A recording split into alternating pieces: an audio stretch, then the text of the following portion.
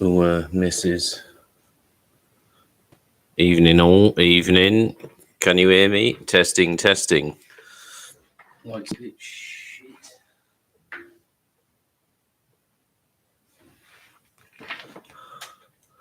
Is that better? Anybody in? This is the most bizarre thing to do. Talk to yourself while watching yourself on the screen. Can you see me and hear me? Is that who's in? John McKay, Mike Griffiths in. Hi, Mike. Andy Scott. Can you guys hear me? All right. Hello, hello. From Germany to the world. Give us a thumbs up. Give us a sign that all is well. Perfect, Andy Scott. Thank you very much. Let's see who's quickly in the house before we sort of dive in. Andy, Mike are in. How many people have we got watching? Charles Grass, good evening from Luxembourg. Evening all. Oh, there's a few coming in now. That is good news. Let me just check everything is good. Honestly, this is the most bizarre thing to do. The camera's over here. I'm watching myself and talking to myself in a monitor and not even knowing if anybody's out there. Well, I would do now, but bit wobbly. Oh, that's just your name. Hopefully everybody's got a beer. I've got one in. Cheers, boys. I've brought my perfect draft machine along for the show. I've got it beside me, so I've got 6 liters of beer just to keep me going. But we'll probably go for, I don't know, an hour or so perhaps. I fired some posts out on social media, so we've got some questions to ask over or to answer over on Facebook and Instagram. But I can answer some of your stuff over on the live chat that I'm seeing. Good evening from Norway. Good evening. Andy Anderson's got a nice glass of red. Good on you, Andy. Very good. We'll just we'll give it a few minutes just for some people to for some more folk to rock up before we sort of dive into it all. How many we got in? Hope you're all doing well. I've had a bit of a rough one, to be honest, the last 3 weeks or so, and I've not been out on the bike for, I don't know, an hour perhaps in 3 months. Probably it's been the longest time I've ever been off the bike, but I don't know, the weather's been atrocious here. We've had a really bad winter, and to be honest, I haven't really wanted to get out. We had a few days where we could get out, but I just didn't have the motivation to do it. But hopefully we're on the up. Oh, jolly good. Right, who else is in? Good evening all, and hello from Staffordshire, UK.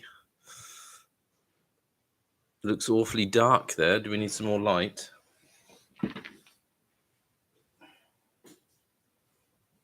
Oh, more light. God, that's really bright though. Is that too bright? It is nighttime, Mike, yes. Is that better? That's blinding. Jesus Christ. I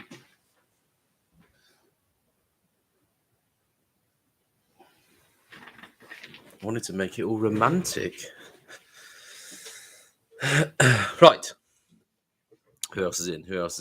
Right, we've got a good few rolling up now. How are we all? Hope you're all doing well. Has anyone been able to get out in winter? Because I've had an absolute disaster. But not to worry. Let's hope spring turns up fairly shortly.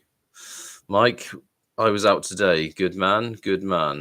Dave was also out. Oh, Dave's always out. Well, I normally always am, but it's just not been possible. I took my bike to get serviced last month, so that's all tickety-boo good to go. Got some new gear as well. The tour is happening, the UK tour, but we'll talk about that a bit later if you want. I can let you guys know some details. Right. Anybody got any sort of questions they want to fire away with? We can start in the live chat, and I can answer a few bits and bobs if you want in the live before we go on to the social media questions. Fire away. I'm in on the live chat. Malta is sunny, says Dave. Yes. Yeah, it's been quite nice today actually, but it pissed it down in between, so no chance.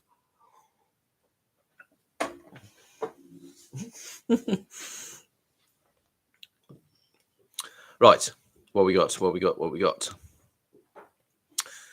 It's been an extremely long winter, says Steve. Yes, an extremely long winter. It's been a disaster here. I mean, God, and even the days there's been 1 or 2 days where the sun's shone. I just couldn't be bothered. Because for me to get anywhere decent, it's a half-hour ride, which isn't bad at all. But I just couldn't be bothered to put my stuff on and go for the day. So didn't bother. Bit wobbly. 2-day trip to Wales, then it snowed. Oh, blimey. Yeah, it seems to be a recurring theme. I mean, I think we're through now with the snow here, but we were sort of down to -9, -10 here at night time. So not ideal. And obviously mornings colder still. I'm not scared of the odd bit of winter riding, but as I said, motivation was down the carsy, but never mind. Right. Anyone got any questions? Hello there. You're lucky I've not ridden for a year now due to an accident. Oh, sorry to hear that, Dave. Whitton. That's never good. Right, Steve. Steve really want to know how you like the XR. Yeah, I love it. I mean, I've had 2 now. This is my second one, but the only thing that I'm struggling with is the seat, which I'm on the case to get that sort of sorted. I mean, I've mentioned it in some of my videos because the seat is so sculpted. It just promotes a neutral sitting position, and you just end up getting an achy arse. So that's never great. But other than that, I've had no dramas with it at all. Well, problems wise or anything that I don't like about it. I don't think there is. But I'm getting to the point where I'll be riding it for this season, and then I always look after sort of a couple of years anyway to change the bike. So whether I get something different, I don't always want to stay with the same bike. And to be honest, for the channel, it's quite nice to, like I have been doing, is to change the bike for something that completely different. So I don't know. We'll see. I'm definitely not. Well, I'm staying to more towards an adventure sort of bike. So don't worry, there's no GS coming. That's not happening. But yeah, I think something more adventure-y because I'm doing more miles than used to. It's getting more and more. I just need to be comfortable. So an adventure bike might be on the cards later down the road. Right, I've lost my place. So thanks for that question, Steve. Dave asked, gone Africa tour coming? No, I won't be going to Africa. Mike Griffiths, Matt asks, were you so serious about the romantic encounter offer? What was that? Was I drunk? Were you serious about our romantic encounter / offer? Keep it in the same bed or what? Okay, where we at? Andy Scott, if you didn't use SW panniers for the XR, what would you use? I had the BMW panniers on my 2016 XR, the hard bags, which I liked. Because I don't use them that much. I haven't been. Well, it's getting more and more as I tour, go on longer trips. Yeah, I mean, I used what did I have before that? I had some Givi panniers before. I didn't mind Givi. I think it's just a kind of practicality thing. If you can get everything you need in panniers, I wouldn't be too bothered. I wouldn't really be too bothered what ones I used. But yeah, because I've been using SW gear now for so long, I've never even gave it a thought. But I have had panniers or different panniers. I said the Givi ones and the BMW panniers, which worked fine. So yeah, good question. But yeah, I'd probably still use the BMW ones. They were pretty decent, but it's like I said, as long as you can get everything in them, then not too bothered. Mike Griffiths asked, Matt asked, have you tried out your new boots? Yes, but only for the hour that I went out I don't know, when was that? 3 weeks ago, perhaps. So not really giving them a good test. For those who don't know, I bought myself the Revit Urban, the Revit GoreTex Expedition, I think they're called, or the Expedition GoreTex. Really comfortable, lovely boots. So easy to get in and out of, and probably the most comfortable boots I've had. It's probably the most expensive boots I've bought as well. I think they're up there. I think it's probably the most expensive touring boot you can buy. I think regular price here, they were €750 or something ridiculous. But I got a deal over Black Friday. I had a few vouchers. I ended up getting them for 500 and something, which is a bit pricey. But the boots I had before, I had the City Adventures, and they cost near enough $400. So it's not too far off what I paid for them, and they lasted 10 years, and they're still good. But I just wanted something new, because they were starting to let the water in on heavier downpours. So wanted to get some new ones. So yeah, but I've not tried them that much, just an hour or so, which is awful. Let me look for some questions.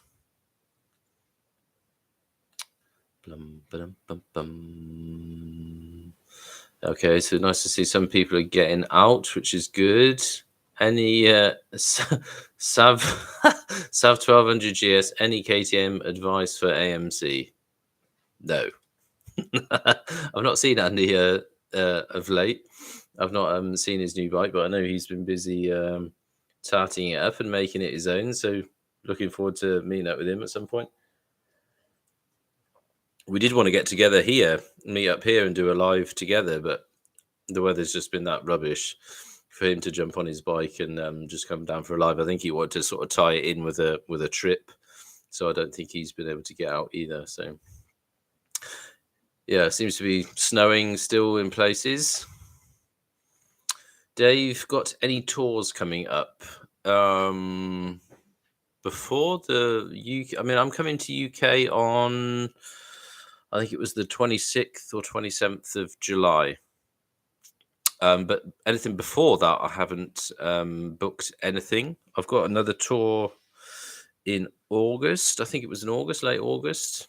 Another few days down to Edersee at the Sundstoff sort of country and western place. I've done a couple of videos on the place on that place I went to before. It's like a big there's a big sort of area where I think they've got 50 hotel rooms, and it's all sort of done out as a country and western style facility. So they're all sort of log hotel rooms. Really cool, and it's a really good atmosphere and a nice place to ride as well. So I'm going down there in August for 3 days, I think. But yeah, that's it planned wise for now. I will be getting out to do loads and loads for sure, but I don't know. As I said last year, winging a lot of tours I really enjoyed. So there's going to be some wingingness going on.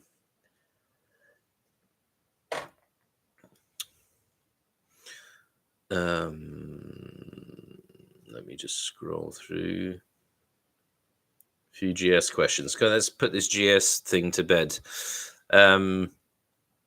Yeah, for those that don't know, I went away with Throw Adventure last year to Spain for a few days on the GS, and I sort of fell in love with the thing while I was there. And once I got back, I did actually go down to the dealership and get a price on one, see what was available and whatnot, but then just to have a look around. But when I went home, I thought, it's a lot of cash.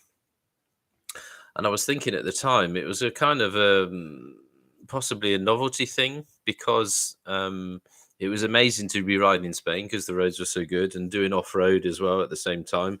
Click of a button on the GS and everything sort of changed the settings for you, which I won't have here because off-road and green laning is not legal. So I thought, that side of the GS, which I loved, would probably be wasted. And I think the main reason that I didn't, or that I've said I'm not going to get a GS, is because I'd just be worried about it not being exciting enough. Although I loved it I really enjoyed riding it, and I rode it just as quick as my XR and a set of bends. That wasn't the issue, but it just lacks that excitement. Although it's got plenty of power, it's got bags of torque. You don't kind of feel it. You don't notice it when you give it a squirt. Um, yeah, so I don't know. It's possibly wouldn't, but I thought I'm going to get bored of it too quickly, so I just put that to bed, and that's not happening now. So the GS is not coming. Much to some of your disgust or pleasure. Mike says, Mike Griffiths, KTM Super Adventure. No, I'm not gonna. I'm gonna stay away from KTM for a while. I have looked at the Triumph Explorer 1200 Rally. I like the Rally version, although it's not. I think the road version is probably better for the road. Obviously, I just love the look of the Rally. I think the 21-inch front wheel. I don't think it's not going to be too much of a compromise. I don't think on the road. From the videos I've seen of it, people have said it's fine. But I just love the look of that bike. And I have ridden the road version, the Explorer. Do they even call it the Explorer now? They did a year off not calling it. It was the Tiger 1200, but I'm not sure. Can't remember. But I took that out on the SW Motorbike Open Day, and I loved it. And that is an exciting bike. That's got a lot of power, but it is exciting. So that's probably what I might look at, but we'll see. I should be riding the XR for a while yet, but I'll be looking throughout the season to see what's available and what I can do. So when the 2 years is up, I shall get something different for sure. Oh,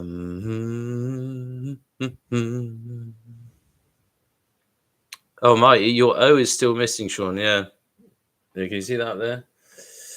It is here. I've just not got my lazy ass around to stick it back on. I think one of the kids opened the window and they climbed up on the table and ripped it off. But there you go. It is still there. Oh, the things people notice.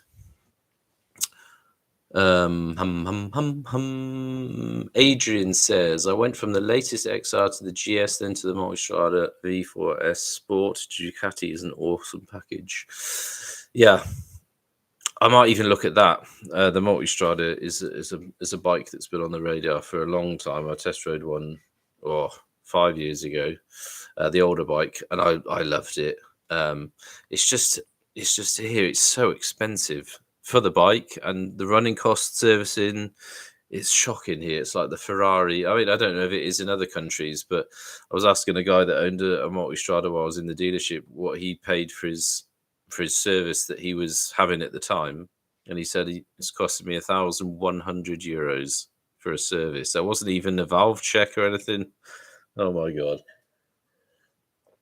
So that kind of put me off a bit, but I would love one because it's an awesome bike. The Ducati Desert X or Multistrada. I haven't been on the Desert X. Andy took that out when we were down at the SW Motorbike Open Day, but I didn't take that out because I was on something else. So I can't really. I think they're quite different bikes, aren't they? The Desert X is quite an off-road orientated, quite tall bike, and the Multistrada is a bit more of a sport touring. Yeah, so I'd probably say Multistrada, but it depends what you want to do in it. But I think the Desert X is a beautiful looking bike, and it sounds awesome as well. And I know Andy rated it, so sounds a great bike.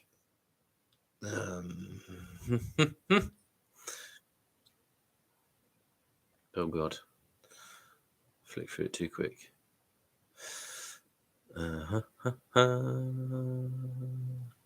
Charles Grass asks, how has your GoreTex gear been holding up?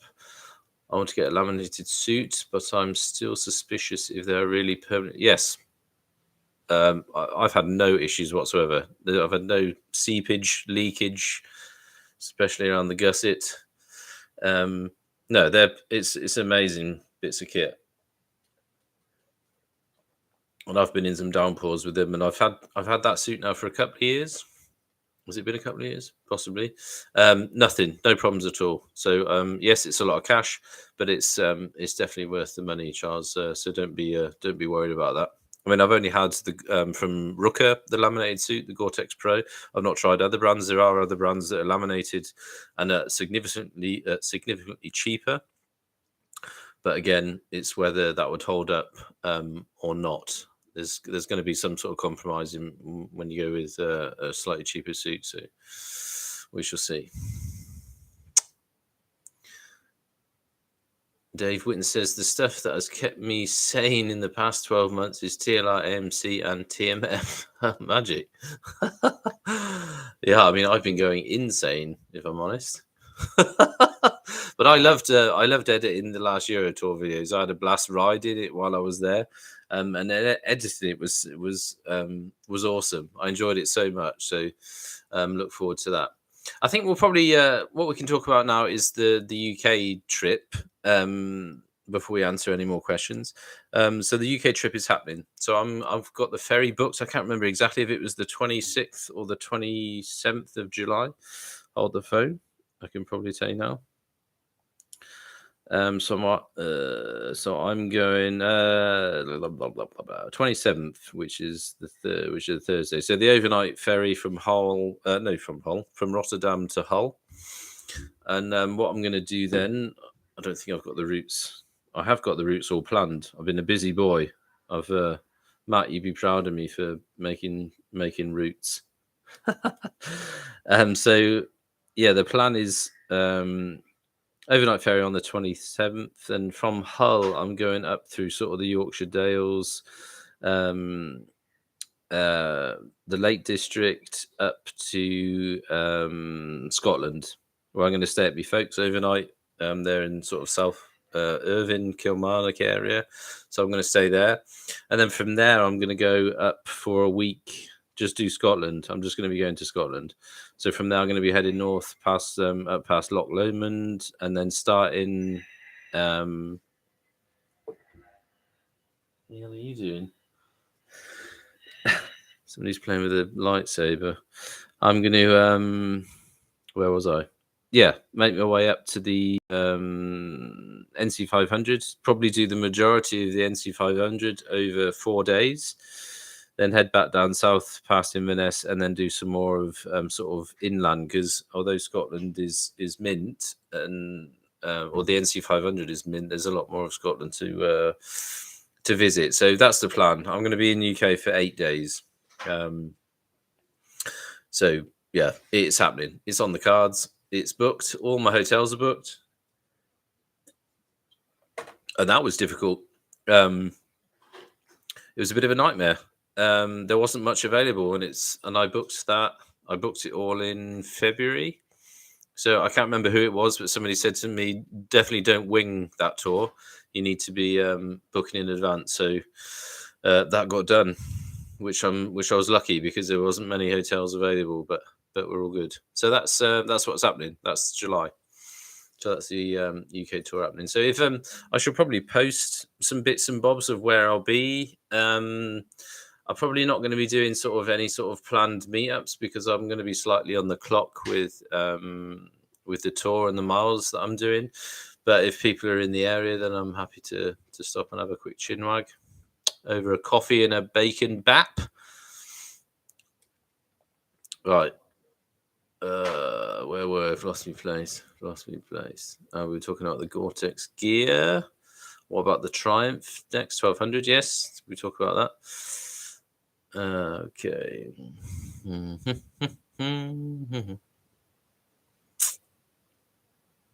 Nice streaming setup. Thank you. I redid the office a couple of years ago and bought all new gear and went tacking out.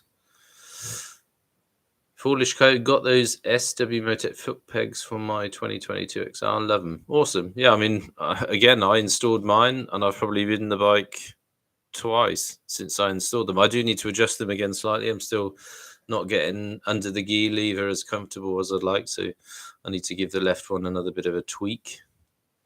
But yeah, that's happening. Okay, lots of Multistrada stuff. Yeah, the money's ridiculous for Multistrada, but to be honest, all top of the range bikes, it's getting a bit mental. I mean, when I asked when I got a price for the GS, they quoted me €24,000, which is up there. I mean, my XR cost me 20 and a half, which is, I didn't really want to go that much, but I did. But 24, and I even said to him, the end of this year, the new bike's coming out, or start of next year, latest. And, as everything, it happens all the time, when new bikes come out, they're automatically £1,000 more expensive. So I said to him, are we going to be talking €25,000 for a new GS? Because there's been a lot of changes to it. It's completely new, and it's getting ridiculous, isn't it? But yeah, what can you do?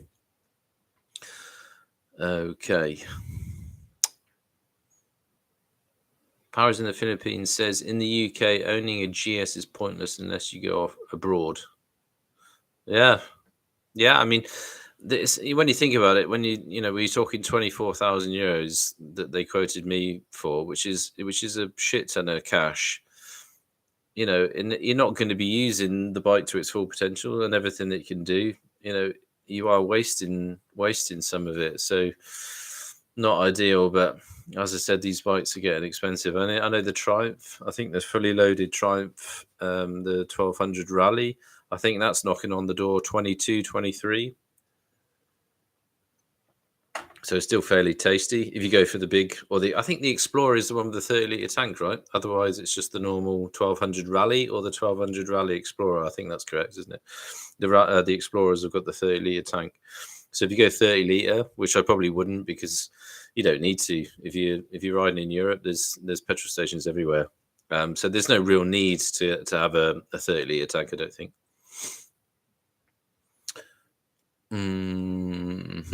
Oh, thanks, Mike. 10 quid. Have a beer on us, Sean. Many thanks. That's very kind of you.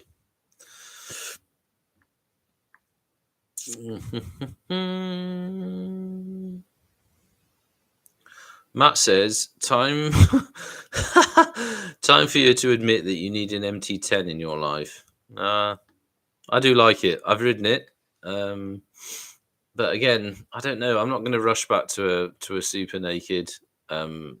You can tour on any bike, but I'm getting to that point where I do want a bit of creature comforts. I'm not old as shit. I'm not over the hill, but yeah, I don't know.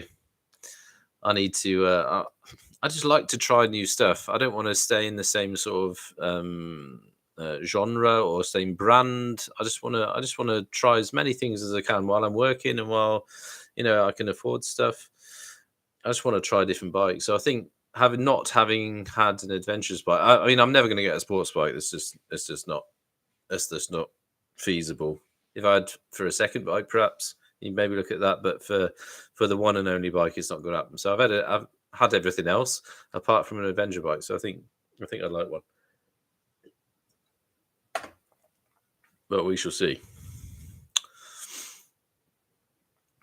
Moistikoi says, meet you at the Yonderman Cafe.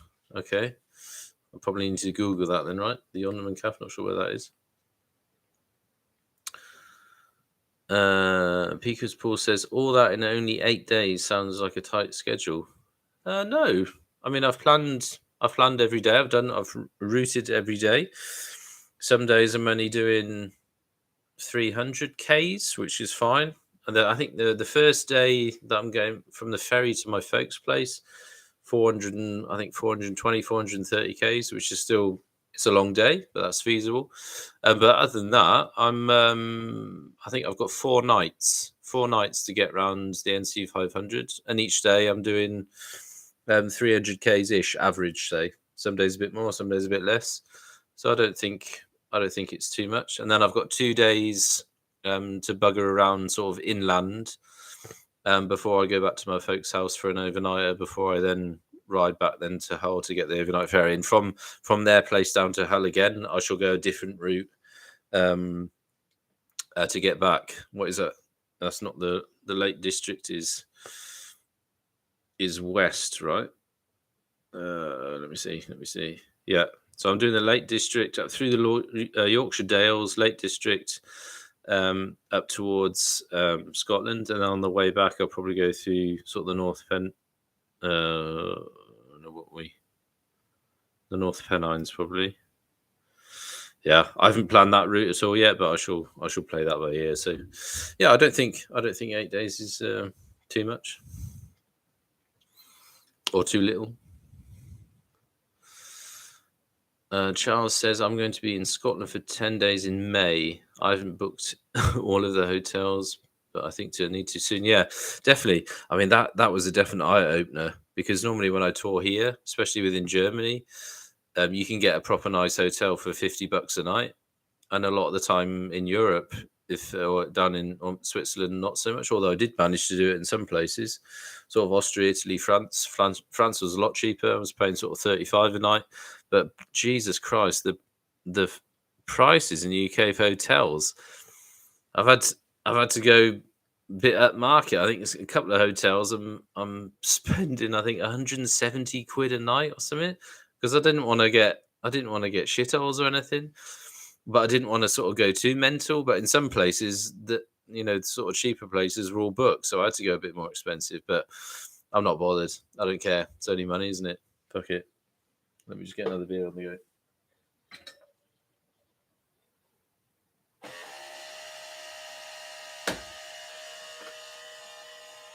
But yeah, going back to that, I mean, Jesus Christ, the hotel price in the UK, absolutely shocking. But not to worry. And I didn't do too bad on the ferry. I think, although it is a bit more expensive than what it used to be, I think it was 400 and something euros for the overnight ferry, which is a lot. I looked to go to Newcastle, from Rotterdam to Newcastle, which is obviously I think is that the highest place you can go on with a ferry.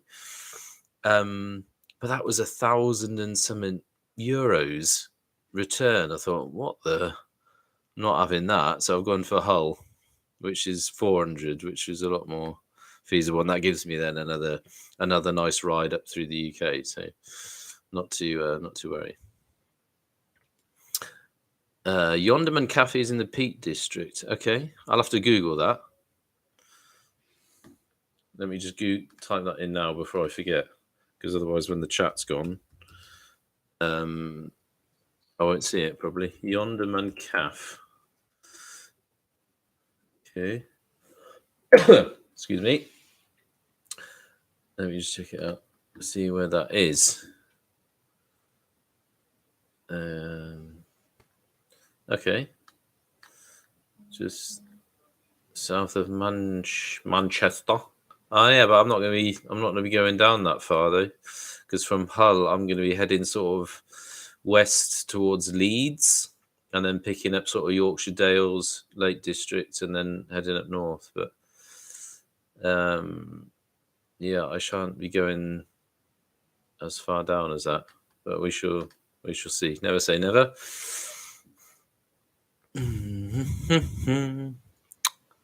Once you buy an adventure bike, you'll be entering a black hole. You'll never accept factory model. You then go crazy upgrading everything. Ex-owner of the Tiger. Okay. Yeah, I mean that, but I do that with all my bikes. I never keep them standard. So I don't know. I think there's always room for tinkering and upgrading. We all do it, or a lot of the time, most people do it. So I'm not too worried about that. Kevin Freckerton says, should pop into the Wildbad Weekender, 28th of July. Yeah, okay. I don't know. I can't remember where that is exactly. But yeah, I'm on the clock now, so everything's booked. So putting or getting anything else added into the sort of route is going to be difficult. But yeah, I'm sure I'd like to get to that at some point. It'd be cool to meet all the guys. But yeah, I prefer to be riding than getting shit faced for a couple of days. Although I would enjoy that, but I'd prefer to be riding.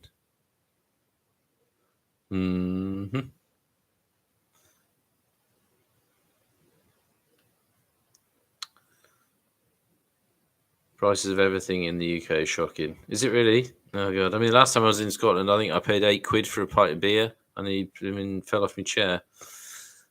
It's mental, isn't it? I mean, the last time when I last lived in the UK, I was paying, I think it was £2.25 in Weatherspoons for a pint of Stella or something. That was the last time when I lived there. That was the prices we were at.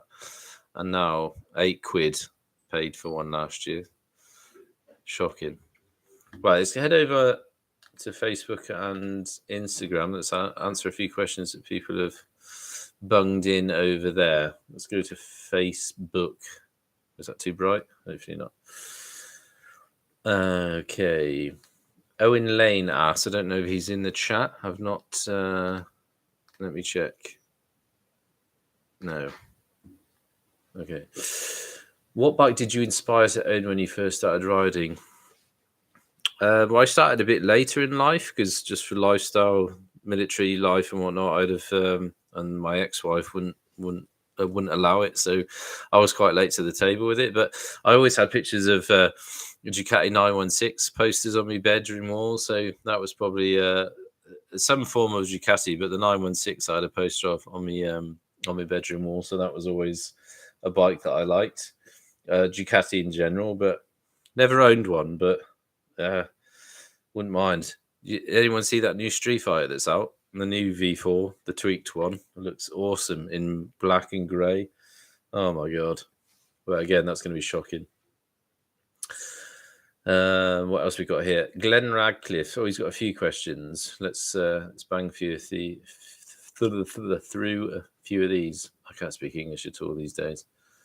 What country did you start riding in? Here, Germany. I did my license here.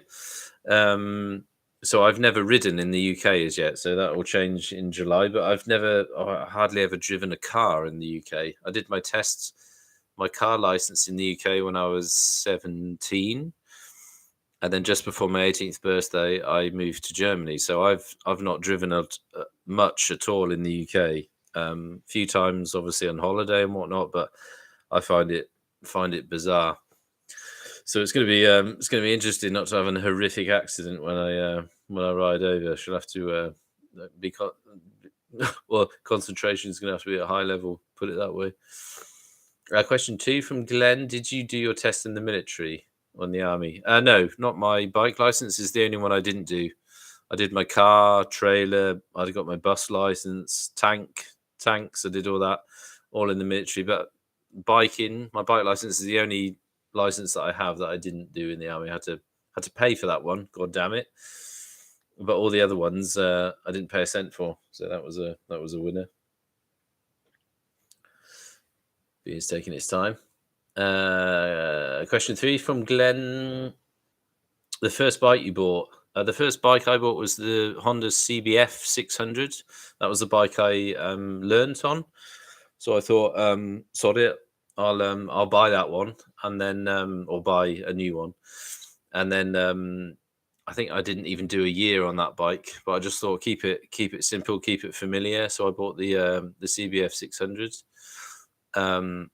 But I very quickly I thought this isn't enough power. I think it had, I can't remember what it had, 100 brake, if that, 100 brake horsepower. I'm not sure, but after it's a few months, I thought, no, it's not enough.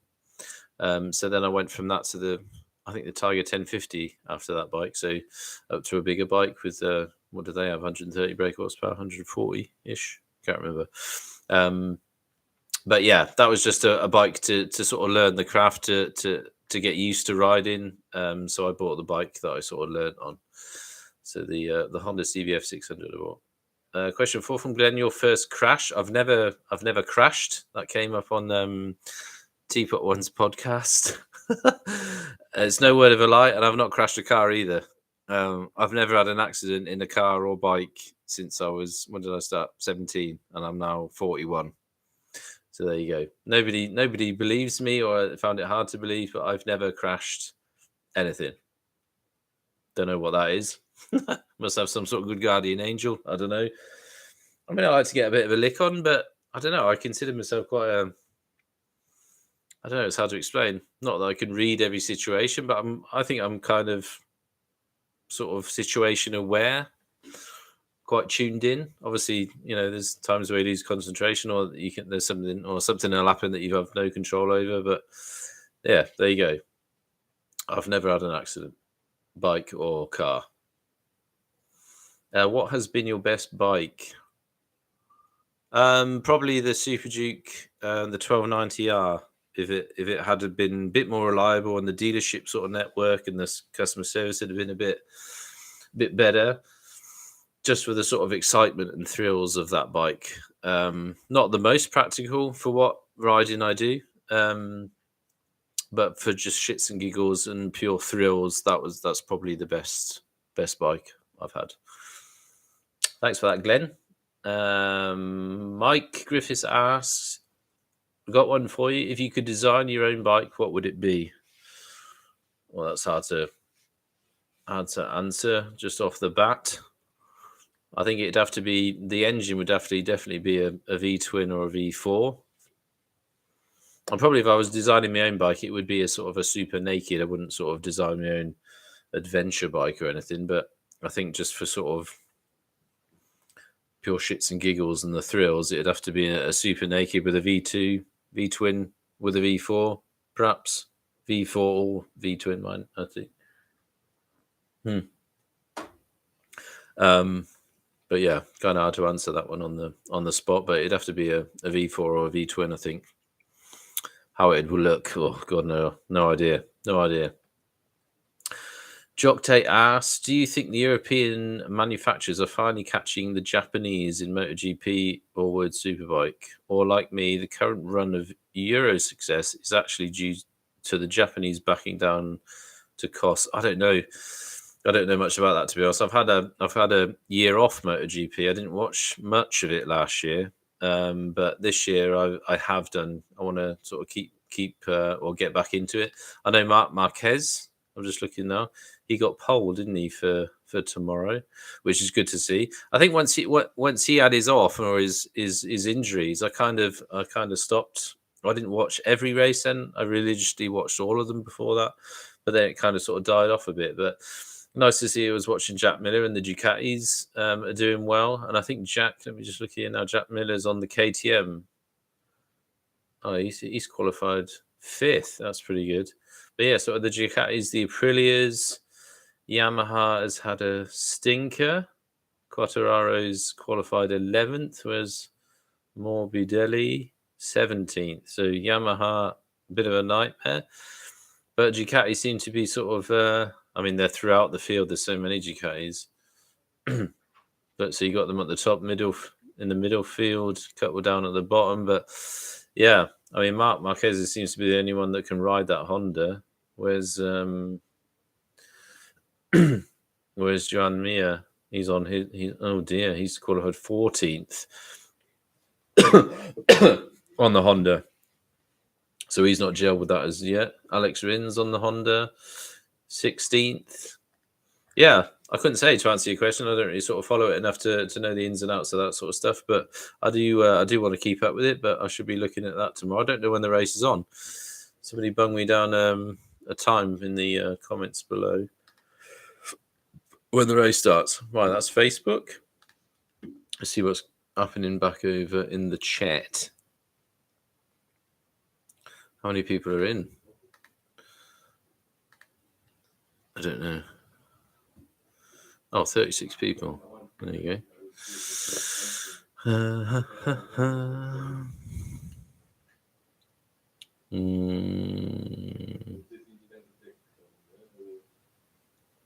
Nice studio. Perfect draft too, yes. I had the perfect draft, I think. My parents got me that for me 40th. Absolutely brilliant. Love the thing. But there's a new one out though. There's another new one. It's a bit more expensive, but you control the temperature on your bloody phone over an app, which is just a gimmick, bit of a toy, but cheers. I love it. Mm-hmm. Let me see if there's any other questions. Mike's off for a Chinese. Have a good one, Mike. Dakar Steve, if you want some good routes across the Dales and up to the lakes, drop me a message. Roger, cheers. Cheers, Dakar Steve. Cheers, Steve. Cost of living has gone up insane here. Okay. Yeah, I mean, things have gone up all over the gap, and everything's gone through the roof. But fuel prices are going down slightly. Yeah, I think we're paying, I think it's still 180 a litre, which is still up there, but apparently it's going to go down a bit more, but we shall see. Mm.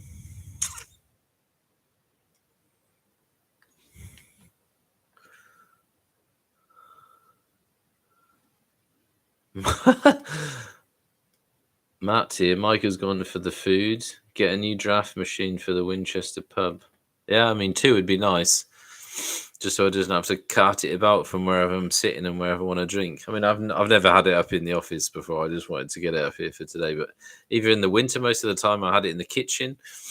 But now it's most of the times it's permanently in the pub. For those who don't know, I built myself a pub in the garden. I've got a wooden shed that I've kitted out. Sky TV, draft beer, disco lights, music. So I'm sat in there. I watched a film in there last night. Had a couple of beers. Very civilized.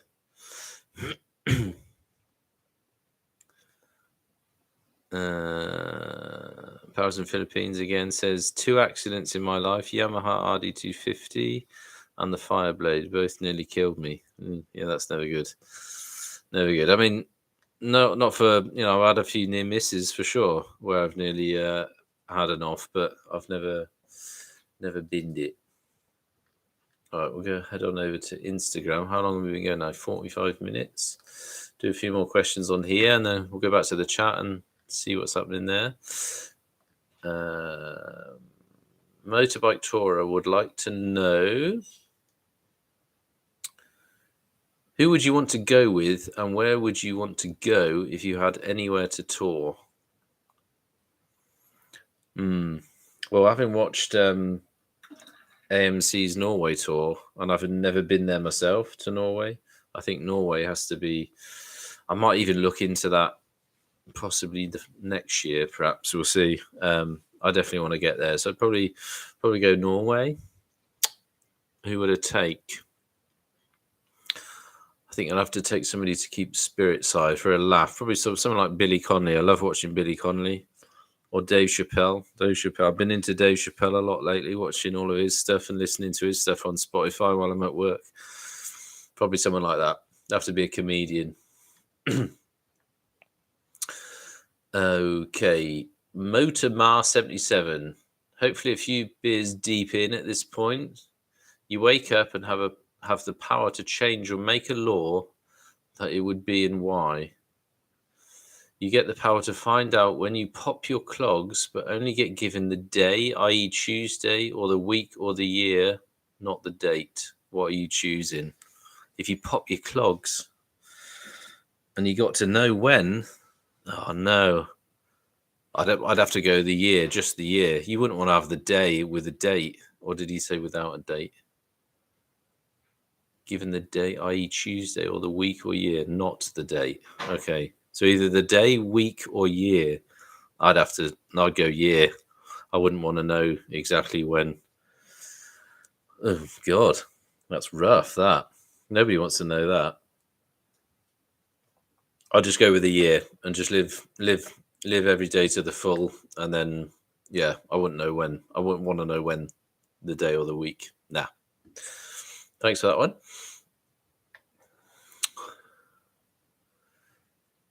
This me Rudd says, hey Sean, I've been following you for years and I've chatted with you a couple of times. Don't know if you remember me. Okay. Not as yet. I bought my first 1290 GT 2018, exactly like yours, thanks to your videos. I'm on my second gen now and couldn't be happier with it. I just moved to Dusseldorf, Germany, and I was wanting to ask you how you cope with moving. Oh, I do remember you. Remember we chatted a few times. You asked me this question before, I think. Weren't you from? I can't remember where you were from. Does it even say Norway? Oh, blimey, there you go. Moving from Norway to Germany. Okay, and wants to know how you cope with moving to a new country, learning a new language and culture. Norwegian culture is vastly different from German, and I can imagine British is as well. Yes, in many ways. But to be honest, I've been here 23 years, but for the first 10 years, I was still in the military. So when I was going to work, I was talking to other Brits. So it was just the living conditions that were different. And to be honest, we socialized with Brits and work colleagues, so we never really sort of mingled in with the German sort of culture and way of life. That came later. So for the first 10 years, I didn't really notice much of a difference. Just when you sort of wandered out for a pint or you went to get something to eat or whatever, you noticed. But I think I had the main problem I had was when I started to, or when I'd left the military, I still hadn't learned to speak German. I just didn't need it before, so I didn't bother. But later on in life, it became a bit of a thing because I married a German lass, my first wife. She was German. All of her family was German. And they were obviously all expecting you to learn it, and they couldn't understand that I'd been here at that time for so long and couldn't speak it, and it became really draining because I couldn't speak it, which was frustrating. You sort of try to mingle and mix in, but because people were sort of expecting me to do it, I kind of went against it, sort of thing, stubborn, I suppose. And it just became very draining, it was a nose because it was the language. I was hearing it all day long at work, and then evenings, family sort of get-togethers or just to the family in general, and then the TV would be put on. It was in German.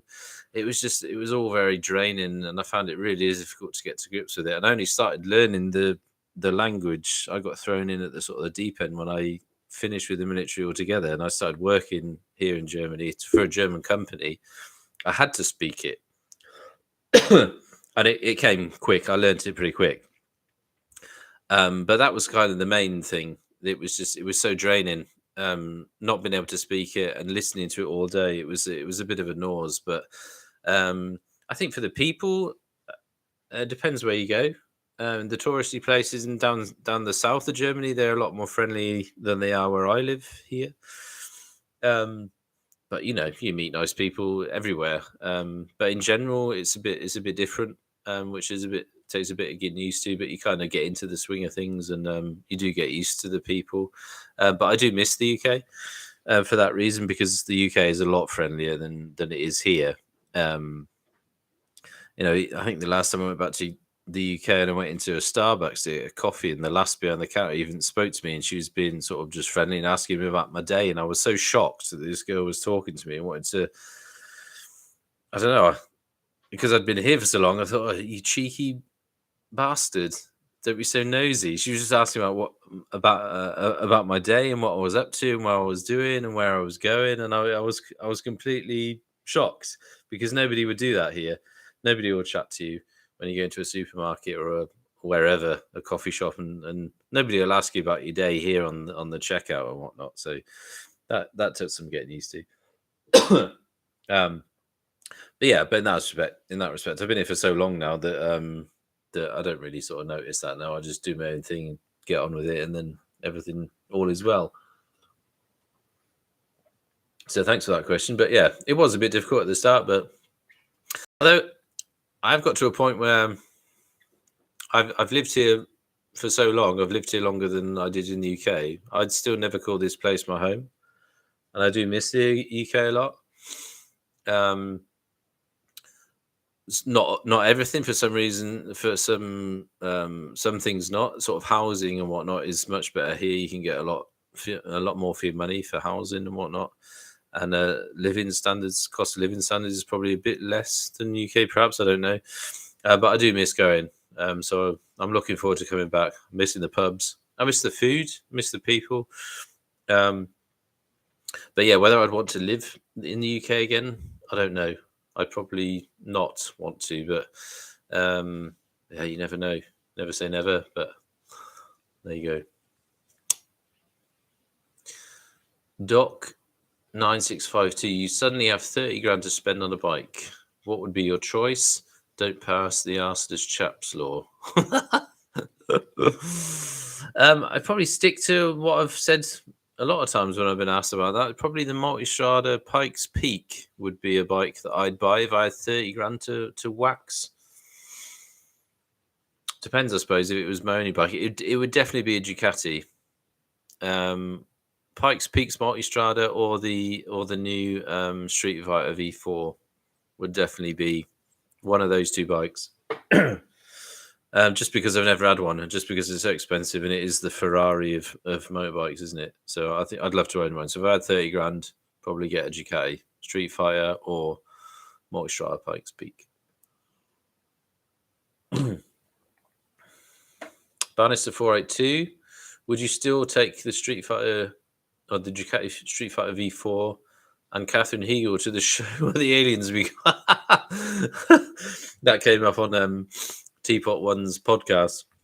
Can't remember what the question was. I think if you went on I can't remember what the question was. If you're on a different planet or you got abducted by aliens, I can't remember what it was. And you could take a bike and a bird. I can't remember what the question was. And I answered with Street Fighter V4 and Catherine Hegel. Okay. Agnes Neville, what do you think of all the electronics on new bikes? Do we really need them? Can they be regarded as safety related? Keep up the good work. Yeah, I mean, I'm a bit of a tart for tech, so I don't mind it. Whether you need them or not is obviously debatable. I think for some of the sort of really mental powerful bikes, these bikes, the S1000R that are over 200 brake, the RR and the Street Fighter, for example, they're probably not rideable without the electronics. So I think, some of its safety features, traction control and ABS is kind of a must for new bikes. And I think it's generally, well, ABS is obviously definitely standard, but most of the bikes you get now, you got some form of traction control. So that's all kind of safety related, but I do like a bit of tech. So I'm not, I wouldn't shy away from it, but whether you need it or not is debatable. A lot of the stuff you don't. If you just got a sort of a normal commuting bike, run of the day bike, you don't need to go all out and get fancy electronics packages on them. A normal stock bike would suffice. All right, that's all the questions on Facebook and Insta. Let me quickly pop over to the chat. What we're doing, nearly an hour now. I think we should come into a close soon and see if there's any other questions here. Any other comments we can chat about?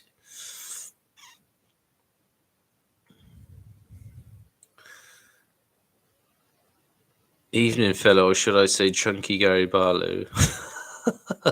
Sorry, couldn't help it. Oh dear. That came up on Bruce's was that Bruce's podcast? I think it was. That was on. Chunky Gary Barlow. I should probably get a t-shirt made of that. I'd have to get a t-shirt done. It'd be good, wouldn't it? Interesting to hear about your language struggle. I've seen the other side. My wife's best friend was dating a British soldier for 2 years. We all went to speaking English to him to make him feel comfortable. Yeah, again, that's a sort of a typical Brit thing, isn't it? We're so lazy with languages. Obviously, a lot of countries, they all speak, or the majority speak English. So it does help. So you can get by without speaking any language or whatever country you live in, you can get by with English. But it's obviously nice to be able to speak it. And now I've been speaking it for 12 years, so I'm fluent. But yeah, it was a struggle, but still now, even though I can speak it fluently, I refuse to watch any form of film in German because it's dubbed. That's just, they don't know anything different. In other countries, or especially here, it's always dubbed. But just I can't get used to it. get used to it at all. Although, you know, I can understand of what's happening and everything in the film, but because the voice isn't matched to the mouth movements, it's just so distracting. But I can't deal with that. So, and any comedy stuff that's translated into German, most of it's 90% of it's not watchable. Yeah, our sort of slang and our humour is not. It's not translatable into German. It just doesn't work. So for that side of things, I still watch everything in English and reading and writing computers online or whatever. It's all still in English. So, but nothing nothing to worry about. But it was difficult.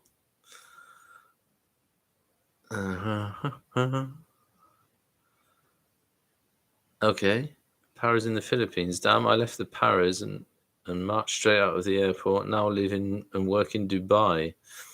Oh, cool. Yeah, that's cool. I mean, that happens a lot, doesn't it? A lot of Brits that leave the military do tend to sort of live abroad, which is cool. I can order a beer in any language. Yeah, it generally works.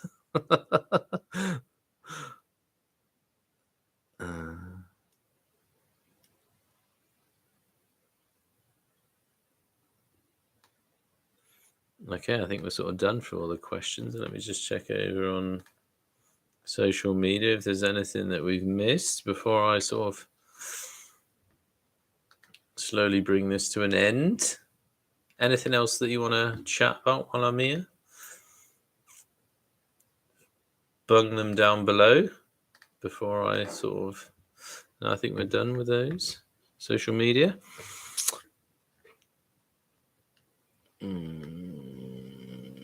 Yeah, I think we pretty much do. Yeah, so touring wise, as I said, I've got those two tours planned and booked. The main UK one is happening, so I'm chuffed to bits of that. I'm so looking forward to it. I've not been to the UK a couple of years, but I've only been.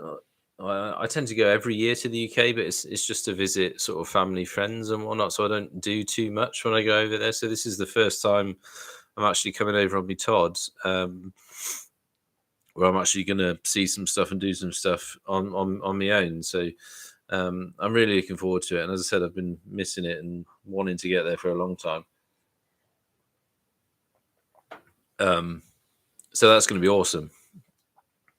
Well, as I said, yeah, it's a bit more expensive than what I was hoping, but I was kind of expecting that, to be honest. After seeing what's been going on all over the gaff, it's definitely got a bit pricey. But yeah, other than that, yeah, I'm going to be doing loads of other stuff. I'll be doing some sort of weekenders all over throughout the year, so watch this space for that. And I should be definitely checking or looking for new bikes to see what's on the market, what I can get my hands on.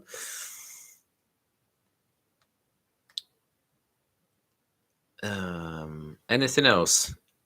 I'll give it another couple of minutes if you want to bung in any more questions or anything that you want to chat about. Happy to stay for a few more minutes if you're up for it. Other than that, I think we're pretty much through most of the... let me just check through the chat minutes. So not missed any burning questions.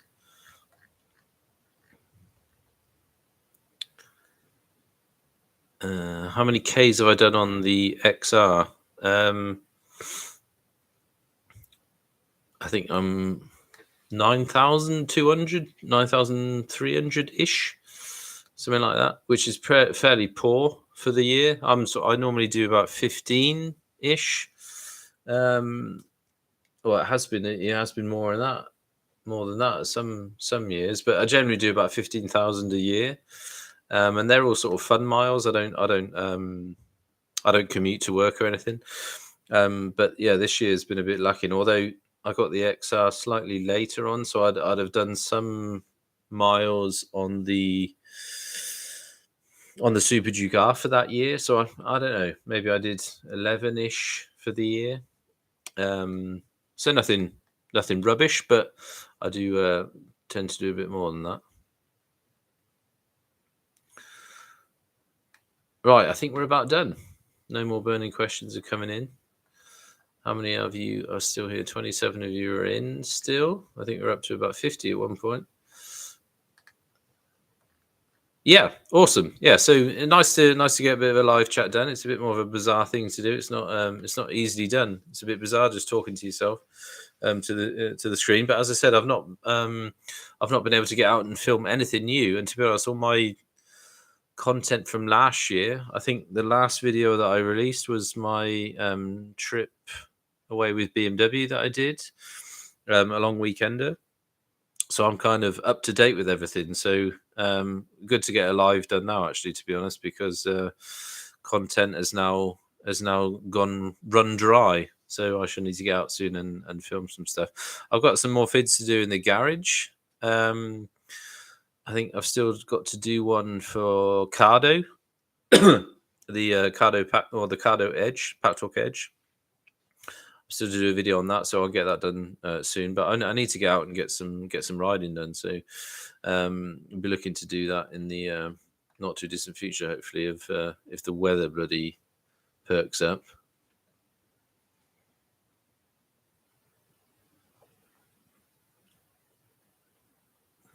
Mark says, "Get out soon, Sean. Fingers crossed." Yeah, I definitely need to. But as I said, the motivation was rubbish. I had a bit of a shit couple of weeks. My one of my dogs, I got 2 Labradors. We had to put one down Tuesday of last week. So that kind of it was rough. It was rough. Honestly, I've never seen anything like it. I've never seen an animal be put down before. And she was 11 years old, the dog. And she's been in our family 11 years, and she grew up with my 2 daughters. My youngest daughter was born as we got the dog when she was 8 weeks old. So the kids grew up with the dog, and she taught them so much, and she taught my boys quite a lot because my 2 older lads, they were scared of a lot of animals, and that was the kind of main reason for getting her. Yeah, it was horrible. So we've had a bit of a rough couple of weeks, but it's not the best thing to have when a dog leaves. But yeah, so I've not been out. I've not even wanted to get out the last sort of couple of weeks or so. But now we're back on the up. So I'm just waiting for some weather now, and I'm going to get out. I've got loads of gear to test. I've got a new helmet that I've tried once, my new boots, got some new panniers.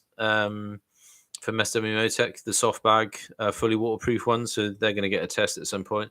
I shall have to get out and do a weekender or something. Just bugger off on me Todd again and get myself away. So yeah, plenty to come. Nice to see you all. Nice to chat to you all. Thanks for coming along.